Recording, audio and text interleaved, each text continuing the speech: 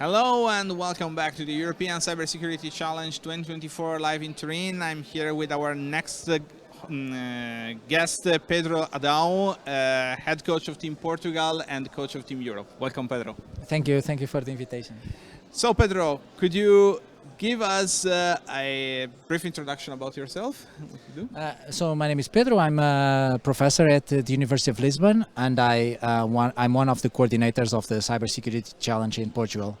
And so, about Team Portugal, could you give us some indications, yes, about how the team is formed? Okay, so our selection process is done selecting only students. So we have this rule that we only pick students, and the vision that we have in the program is that we want to attract young talents to the field. So for that, we don't need to attract those that are already working in the industry. And so we try to use this as a way to promote and to attract young talents. And so they have to be registered in school, so high school, college, or they can also be PhD students. Of course, they have to comply with the rules of the age limits, but they have to be registered. We do it through a national qualification, so we run a CDF, and then we select among the top ranked players, of course, bearing in mind that there are different categories, so we have to have a team that covers all the topics that are going to be challenged, and also some experience in the attack defense competitions. So that's also something that we take into account when we make the final selection. And so you are also coach of Team Europe. So could you tell us something about this project? Okay, Team Europe is a new it's a project that was it's much newer than ECSC, so it started 2 years ago, and so basically it started with a challenge from ENISA on how to create an international challenge, and the goal is to have one team per continent, and the teams are slightly larger, so there are teams of 15. So we already had 2 editions in Athens in 2022, in San Diego 2023, and now we'll head in the end of the month to Santiago, Chile for the 3rd edition.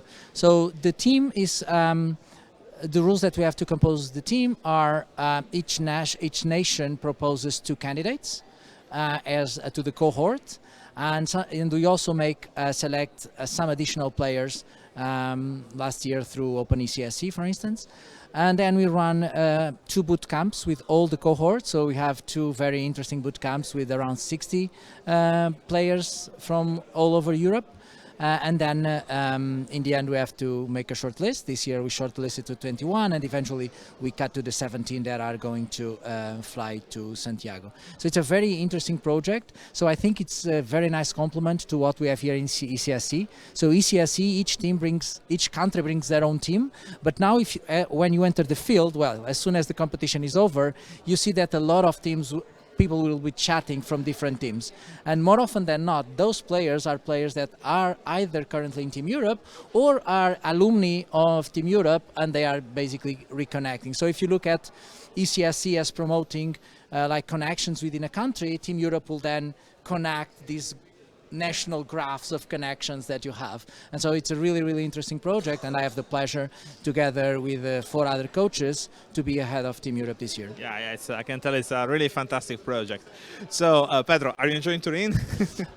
Well, Turin, the competition has been amazing, so I think that we could not have asked for anything better than this. The funny part is that the steering committee now is trying to find things to complain about, and honestly until now we have not found things to complain about. So the venue is great, the challenges were good on the hard side, but I think that players enjoy it, so the organization is very prepared for that. Today's attack defense competition, as far as I can tell, it's running flawlessly, and so I think that it has been an amazing event. There are just a few hours of competition to go.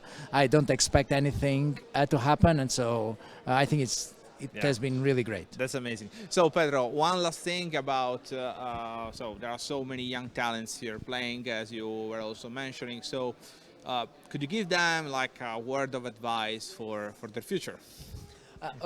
These talents, they are really the brightest that we have in each of our countries. So I think that the only advice that I can give them is that keep enjoying what you are doing, keep learning, keep using these games to learn more, because if you work and learn having fun, then you don't really have a job, right? So you're not just enjoying your day, and at the same time is like your job. So that's like the advice that I would give to them. Yeah. So thank you very, very much, Pedro Adao, head coach of Team Portugal and coach of Team Europe. Thank you very much, David.